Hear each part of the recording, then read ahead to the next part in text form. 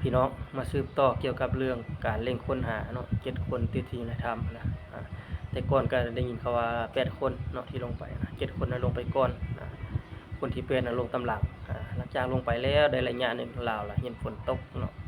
ฝนตกลาวล่ะเห็นน้ำมวลของน้ำอยู่ในถ้ำนะกำลังเพิ่มขึ้นเนาะลาวก็รีบเร่งลอยออกมาจากปากถ้ำเพื่อประชีวิตรอดแล้วว่าตอนเราออกมาเนาะ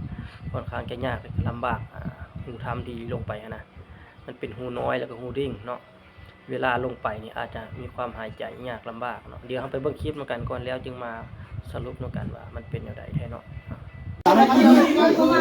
หายใจยังบ่เต็มเลยหาตามที่สุด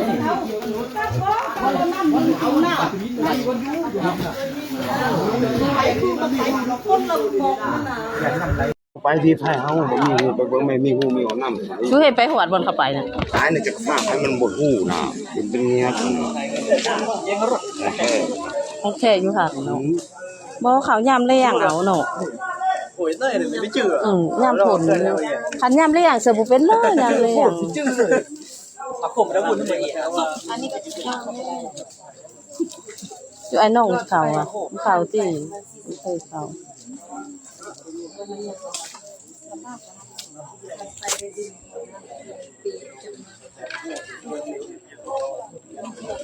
เอามันนะมันก็ได้ชีวิตมัน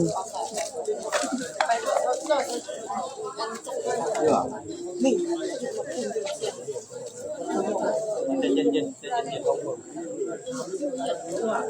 เย็นๆเป็นน้ำรถไฟสั่งเท่เหลวเหมยอ่ะ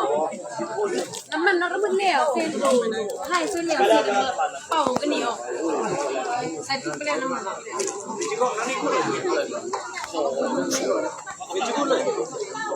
นี่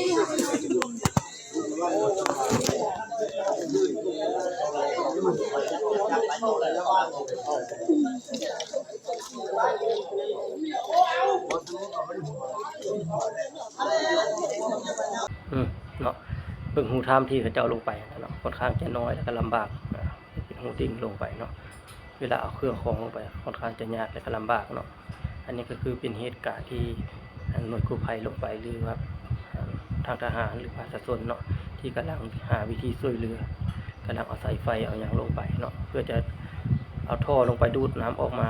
เพื่อจะให้น้ำมันแห้งลงไปเนาะเพื่อจะให้ซอกหาได้ง่ายขึ้นอันนี้ก็คือขอให้ทุกคนเนาะปลอดภัยออกมาได้ปลอดภัย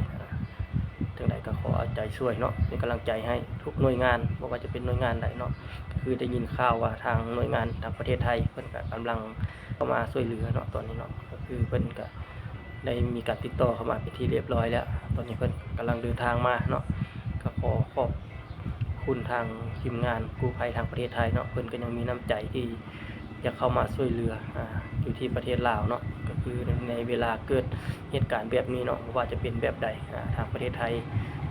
ว่าจะปีใดเนาะเพิ่นก็ติดต่อเข้ามาช่วยเหลือตลอดเนาะทางประเทศไทยเพิ่นก็บ่ได้แรงน้ำใจเนาะเพิ่นก็ได้มีน้ำใจอยากช่วยเหลือเพิ่นก็คิดใส่ว่าเป็นบ้านพี่เมืองน้องเนาะมีความฮักแพงกันสันๆเนาะช่วยหยังได้ก็ช่วยไปเนาะเอาเท่าที่ช่วยได้นะถึงว่าบ่ได้ช่วยหยังหลายก็ได้ช่วยเนาะอันนี้ก็เอิ้นว่าน้ำใจระหว่าง2ประเทศเนาะนี่มีความผูกพันแล้วก็เป็นบ้านพี่เมืองน้องอันนี้เนาะก็ขอบคุณขอบใจทางทีมงานของประเทศไทยที่ยื่นมือเข้ามาช่วยเหลือในทุกๆครั้งเนาะที่มีเกิดเหตุการณ์ไม่ว่าจะเป็นน้ำท่วมบ่ภัยพิบัติอย่างต่างๆเนาะทางเพิ่นก็ได้มาช่วยตลอดแล้วก็ขอให้มีปาฏิหาริย์เกิดขึ้นเนาะก็ขอให้ทุกๆหน่วยงานสู้ๆต่อไปก็ขอเป็นกำลังใจให้